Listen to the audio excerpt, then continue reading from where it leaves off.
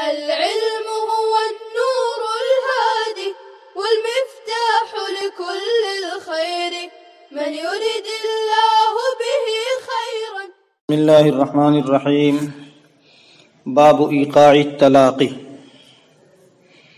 الطلاق على ضربين صریح وکنایۃ. فالصریح قوله انت طالق ومطلقۃ وطلقتك، فهذا يقع به الطلاق الرجعي لأن هذه الألفاظ تستعمل في الطلاق ولا تستعمل في غيره، فكان صريحا وإنه يعقب الرجعة بالنص ولا يفتقر إلى النية لأنه صريح فيه لغلبة الاستعمال. وكذا إذا نوى الإبانة لأنه قصد تنجيز ما علقه الشرع بانقضاء العدة فيرد عليه، ولو نوى الطلاق عن وثاق لم يدين في القضاء لأنه خلاف الظاهر، ويدين فيما بينه وبين الله تعالى لا يحتمله، ولو نوى به الطلاق عن العمل لم يدين في القضاء ولا فيما بينه وبين الله تعالى. صاحب ہدایہ نے پیچھے طلاق کے اقسام کو بیان کیا تھا. طلاق کی 3 قسمیں: طلاق احسن، طلاق حسن، طلاق بدعی. پھر طلاق حسن کی 2 قسمیں بتایا. طلاق حسن کا دوسرا نام طلاق سنت. طلاق حسن کی 2 قسمیں: طلاق سنت فی العدد، طلاق سنت فی الوقت. ایسے طلاق بدعت کی بھی 2 قسمیں: طلاق بدعت فی العدد، طلاق بدعت فی الوقت. اب یہاں سے ارشاد فرما رہے ہیں طلاق کے واقع کرنے کا بیان. الطلاق علی ضربین، طلاق کی 2 قسمیں ہیں: صریح و کنایۃ. نمبر 1 طلاق صریح، نمبر 2 طلاق کنائی. یہاں سے صریح طلاق کو بیان کریں گے، طلاق کنائی کو آگے چل کر کے بیان کریں گے. فالصریح، پس طلاق صریح کسی کا کہنا اپنی بیوی سے انت طالق و مطلقۃ، انت طالق، انت مطلقۃ، انت، یا کہے سیدھا طلقتک، میں نے تم کو طلاق دیا. ان تینوں الفاظ سے طلاق رجعی واقع ہو جائے گی، اس لیے کہ یہ الفاظ طلاق میں استعمال کیے جاتے ہیں. ولا تستعمل فی غیرہ، اور اس کے علاوہ میں استعمال نہیں کیے جاتے ہیں. فکان صریحا، تو یہ طلاق صریح ہوں گے، اور اس کے بعد رجعت کر سکتا ہے بالنص، نص کے ذریعے سے. یہ 3 الفاظ ہیں: انت طالق، انت مطلقۃ، طلقتک، میں نے تمہیں طلاق دیا. فرماتے ہیں کہ اس کے ذریعے سے طلاق رجعی، اگر بیوی کو یہ الفاظ سے طلاق دیا، ایک طلاق رجعی واقع ہوگا. صاحب ہدایہ اس کی علت بیان کر رہے ہیں کہ یہ الفاظ طلاق میں استعمال کیے جاتے ہیں، ولا تستعمل فی غیرہ، اور اس کے علاوہ میں استعمال نہیں. تو صریح یعنی ان الفاظ کو نہ پیار کے لیے، نہ محبت کے لیے، نہ مذاق کے لیے، کچھ نہیں، طلاق ہی کے لیے استعمال ہیں. لہذا طلاق صریح واقع ہوگا، ایک طلاق رجعی ہوگا. البتہ ان الفاظ سے اگر طلاق دے دیا ہے تو پھر رجعت کر سکتا ہے. قرآن کریم سے اس کا ثبوت ہے: وَبُعُولَتُهُنَّ أَحَقُّ بِرَدِّهِنَّ إِنْ أَرَادُوا ذَلِكَ إِصْلَاحًا.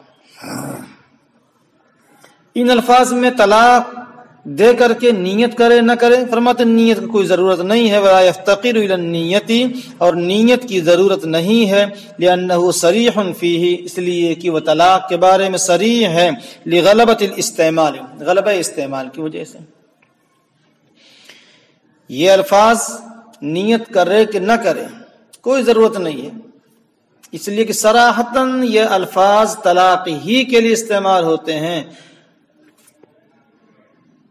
وَكَذَا إِذَا نَوَى الْإِبَانَةَ، کہہ رہے ہیں کہ اگر ان الفاظ سے طلاق صریح جو انتی طالقن مطلقتن طلقت کی کہا ہے، اگر ان الفاظ سے بائنہ کا ارادہ کرتا ہے تو طلاق بائنہ بھی نہیں واقع ہوگی بلکہ طلاق صریح ہی واقع ہوگی۔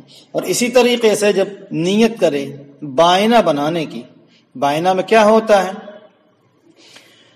طلاق صریح طلاق رجعی واقع ہوگا، شریعت نے ابھی اس کے واقع کرنے کو معلق کیا ہے، چاہے تو بیوی دوبارہ بنا سکتا ہے، ابھی پورا طہر اس کے لیے باقی ہے، عدت گزرنے کے بعد یہ بیوی بائنہ ہوگی، وہ بھی پوری عدت گزر جائے،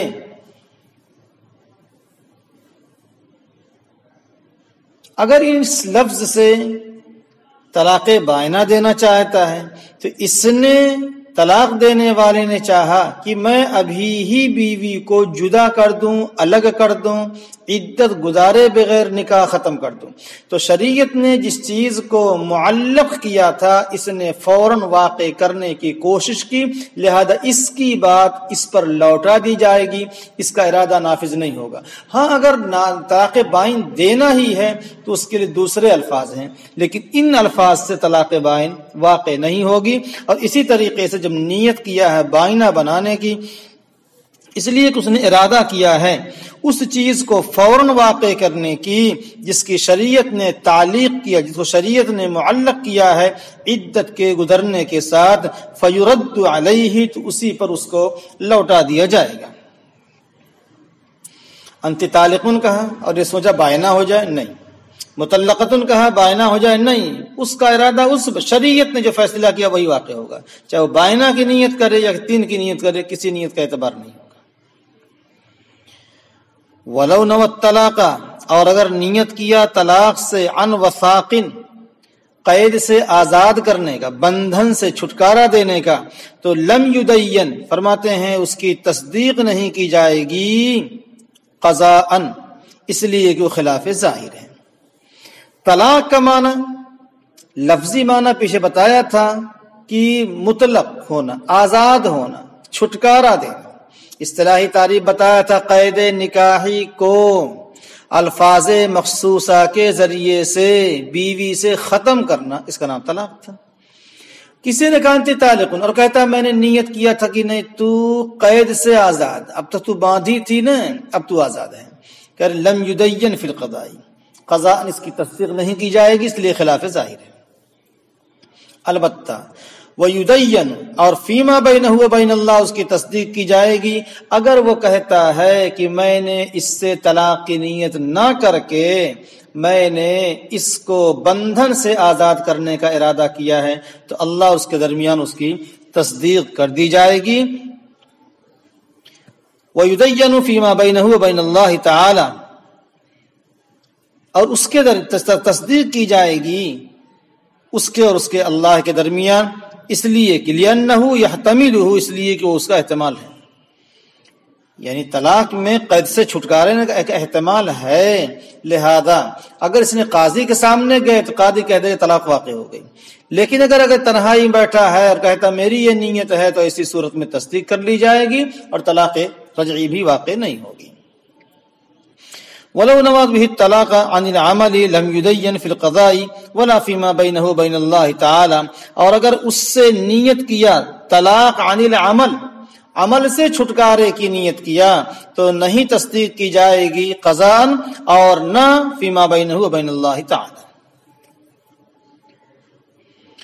کہتا میں نے طلاق دے کر یہ کہا ہے کہ چل تم کو گھر میں کام نہیں کرنا پڑے گا، یا کہیں ڈیوٹی پر جاتی تھی اس کو نہیں کرنا پڑے گا، فرماتے ہیں طلاق واقع ہو جائے گی اور اس کی نیت کا اعتبار نہیں ہوگا، اس لیے کہ یہ لفظ عمل سے چھٹکارے کے وضع نہیں کیا گیا ہے، عمل سے چھٹکارے کے معنی میں استعمال نہیں ہوتا ہے، اسی لیے کہہ رہے ہیں کہ اس کی تصدیق نہیں کی جائے گی قضاء بھی، اور نہ فیما بینہ و بین اللہ، اللہ کے درمیان، یعنی ہر صورت میں طلاق رجعی واقع ہو جائے گی۔ کیوں؟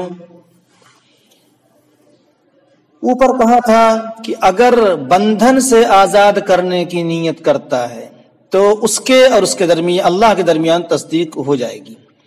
لأن الطلاق لرفع القید، طلاق قید کو رفع کرنے کے لیے ہے، وہ غیر مقید بالعمل، اور وہ عمل کے ساتھ مقید نہیں ہے۔ شوہر کے قید میں تھی بیوی، اس کی اجازت کے بغیر کہیں جا نہیں سکتی تھی، اس کی اجازت کے بغیر کچھ کھانا نہیں پکا سکتی تھی. تو کہہ رہے ہیں اگر اس نے نیت کیا تھا بندھن سے چھٹکارے کرنے کی یا یہ کہ گھر سے اپنے قید سے چھٹکارے کی تو اس کی نیت کا اعتبار ہوگا. لیکن طلاق کا لفظ عمل کے ساتھ مقید نہیں ہے. تم کام کرتے بندھے ہو، اب طلاق دے کر کام سے چھٹکارا کرنا مراد نہیں لیا جائے گا. وعن ابی حنیفہ رحمہ اللہ تعالی انہ یدین فیما بینہ وبین اللہ تعالی لانہ یستعمل للتخلیص.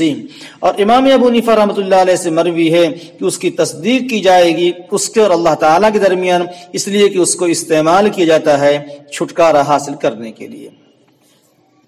امام صاحب فرماتے ہیں کہ اگر اس نے طلاق کے لفظ سے یہ نیت کیا ہے کہ میں عمل سے کام سے چھٹکارا دینا چاہتا ہوں تو بھی امام صاحب فرماتے ہیں اس کی بھی تصدیق کر لی جائے گی اور کہا جائے گا طلاق واقع نہیں ہوئی ہے. ولو قال انت مطلقۃ ولو قال انت مطلقۃ بتسکین الطاء لا يكون طلاقا الا بالنیۃ لانها غیر مستعملۃ فیہ عرفا فلم يكن صریحا. اور اگر کہا انت مطلقۃ، مطلقہ نہیں کہا بلکہ مطلقۃ بیوی کہا تاکہ سکون کے ساتھ، کہہ رہے ہیں طلاق نہیں ہوگا الا بالنیۃ مگر نیت. اگر نیت کر لیتا ہے تو پھر اس سے طلاق واقع ہو جائے گی. اس لیے کہ دیہاتی ہے بیچارہ، پڑھا ہی نہیں ہے تو وہی بول دیا ہے. لأنه اس لیے کہ مطلقۃ کا لفظ طلاق کے معنی میں عرفاً استعمال نہیں ہوگا. فلم یکن صریحا، تو لہذا یہ صریح نہیں ہوگا. جب صریح نہیں ہوگا تو نیت پر موقوف ہوگا. اگر نیت کرے گا تو طلاق واقع ہوگی اور اگر نیت نہیں کرے گا طلاق واقع نہیں ہوگی. ولا يقع به الا واحدة وان نوى اكثر من ذلك، اور اس کے ذریعے سے نہیں واقع ہوگی مگر ایک طلاق. اس کے ذریعے انت مطلقۃ، طلقت کی، انت طالق، ان الفاظ سے صاحب ہدایت کہتے ہیں ایک ہی طلاق واقع ہوگی اگرچہ اس سے زیادہ کی نیت کر لے. کس سے؟ ایک طلاق سے زیادہ کی نیت کرے تو بھی ایک ہی طلاق واقع ہوگی. اس میں ائمہ کا اختلاف ہے، دلیل کے ساتھ عبارت آ رہی ہے. وقال الشافعی یقع ما نوى لأنه محتمل لفظه فإن ذکر الطالق ذکر للطلاق لغة كذکر العالم ذکر للعلم ولهذا يصح قران العدد به فيكون نصبا على التفسير. ولنا أنه نعت فرد حتى قیل للمثنى طالقان وللثلاث طوالق فلا يحتمل العدد لأنه ضده وذكر الطالق ذكر للطلاق وصفة للمرأة لا لطلاق هو تطليق والعدد الذي يقترن به نعت لمصدر محذوف ومعناه طلاقا ثلاثا كقوله أعطيته جزيلا أي إعطاء جزيلا. امام شافعی رحمۃ اللہ علیہ فرماتے ہیں کہ اگر انت مطلقتن سے یا انت طالقن سے ایک سے زیادہ نیت کرے تو طلاق واقع ہو جائے گی. جو نیت کرے گا واقع ہو جائے گی، ایک، دو یا تین. امام شافعی رحمۃ اللہ علیہ فرماتے ہیں واقع ہو جائے گی جس کی اس نے نیت کیا ہے، اس لیے کہ لفظ اس کا احتمال لگتا ہے. اس لیے کہ احتمال رکھنے والا ہے اس کا لفظ. جو طالقن کا لفظ کہا ہے یہ اس کا احتمال رکھتا ہے. وہ کہتے ہیں دیکھو طالقن کے ذکر میں طلاق کا ذکر ہے اور طلاق مصدر ہے، اور مصدر میں مراد لینا واحد، تثنیہ، جمع سب درست ہے. طالقن کہا، یا طلقتو کی کہا، مطلقتن کہا، تو کہہ رہے ہیں کہ اس میں طلاق مصدر کا تذکرہ ہے، مصدر وہاں پایا جاتا ہے.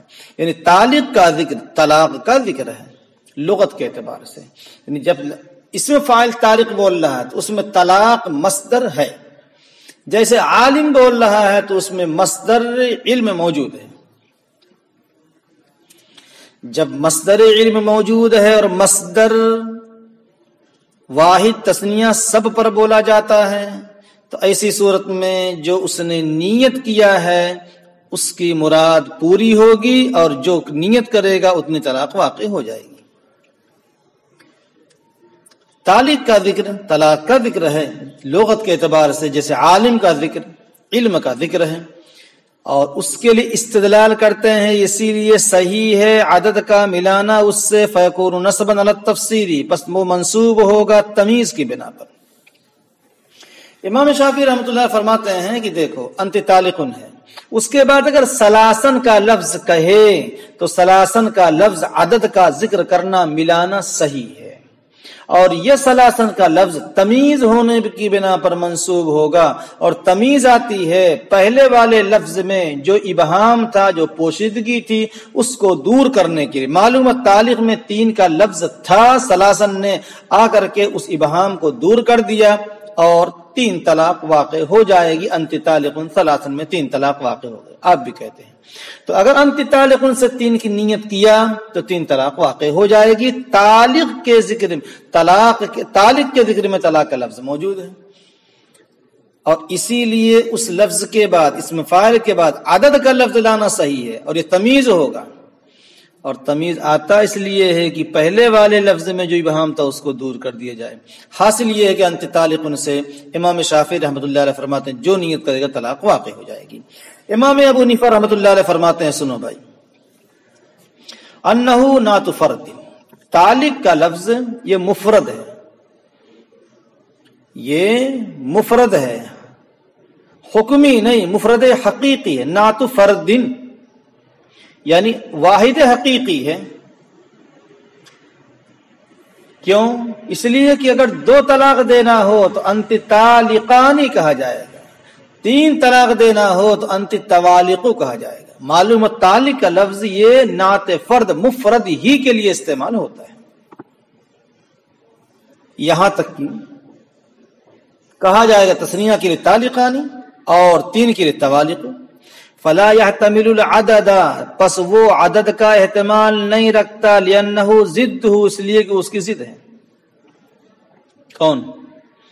طالق کا لفظ اگر اس میں عدد کا معنی لیں گے تو یہ تو مفرد کی ضد ہو جائے گا، اور ایک لفظ میں اس کا ضد کا معنی پایا جاتا نہیں۔ طالق میں واحد ہی کا معنی، اگر عدد کا معنی لیا تو معلوم ہے اسی لفظ سے واحد کا معنی، اسی لفظ سے تثنیہ کا معنی صحیح نہیں ہوگا۔ اور آپ نے وہ جو کہا ذکر الطالق ذکر للطلاق، یہ بات آپ تھوڑا سمجھیے اس کو۔ اور طالق کا ذکر طلاق کا ذکر ہے، فرماتے یہ صحیح ہے، لیکن سمجھیے ہوا صفت للمرأة لا لطلاق ہوا تطلیق۔ کہہ رہے ہیں کہ طالق میں جو طلاق کا ذکر ہے وہ یہ ہے کہ عورت کی صفت بنے گا، یعنی یہ عورت طلاق والی ہے، نہ یہ کہ تطلیق ہے یعنی طلاق دینے کا معنی ہے۔ طلاق کا لفظ ہے، معلوم یہ عورت مطلقہ ہو چکی ہے، اس بات کو بتانے کے لیے انت طالقن میں مصدر کا معنی پایا جاتا ہے، نہ اس بات کو بتانے کے لیے کہ وہاں طلاق دینے کا مالک طلاق دے رہا ہے۔ لا لطلاق ہوا تطلیق۔ اور کہہ رہے ہیں جو آپ نے عدد کی بات کہی ہے انت طالقن سلاسن میں، سلاسن کا جو لفظ ہے پہلے بار دیکھیے کہ والعدد الذي يقترن به، اور وہ عدد جو اس سے متصل ہے، یہ صفت ہے مصدر محذوف کی، اس کا مطلب ہے طلاقا سلاسن۔ جیسے کسی نے کہا آتیتہ جزیلا، تو مطلب ہے میں نے اس کو بہت سارا دیا، تو اصل عبارت ہوگی آتیتہ اعطاء جزیلا۔ انت طالقن سلاسن کہا نا، کہہ رہے سلاسن یہ صفت ہے، اس کا مصدر محذوف ہے، اصل عبارت انت طالق طلاقا ثلاثا۔ یہ جو عدد ہے یہ مصدر محذوف کی صفت ہے، ڈائریکٹ اس کا تعلق طالقن سے تو ہے لیکن موصوف کے واسطے سے، تو طالق کے اندر عدد کا معنی بالکل پایا نہیں جاتا، عدد کا معنی پیدا کرنا ہوا تو سلاسن کا استعمال کیا، اور یہ سلاسن مصدر محذوف کی خبر ہے، مصدر لایا جائے گا، پھر اس کی تاکید ہوگی عدد کے ذریعے سے، لہذا اب 3 کا معنی مراد لینا صحیح ہوگا، لیکن انت طالقن سلاسن کہیں اور یہ کہیں کہ سلاسن کا معنی طالق کے اندر موجود ہے، وہ صحیح نہیں ہے، کیونکہ طلاقن کے اندر انت طالقن میں طالق میں جو طلاق کا معنی ہے وہ عورت کی صفت ہے، عورت مطلقہ ہو گئی ہے، نہ کہ طلاق دینے کو بتایا جا رہا ہے۔ اور اس کی مثال دیا ہے، اگر آپ کہہ رہے ہیں کہ انت طالق ثلاثا، وہاں مصدر محذوف ہم نے کہا ہے، کہہ رہے ہیں کہ ہم نے مصدر محذوف اس لیے کہا ہے کہ اس جیسے جملوں میں مصدر محذوف مانا جاتا ہے۔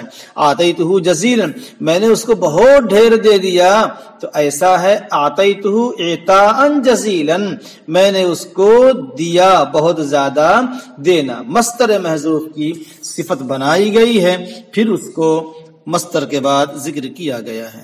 السلام علیکم، لا تنسوا الاعجاب بالفيديو والاشتراك في القناة تشجيعا لنا لنستمر بنشر المزيد ان شاء الله.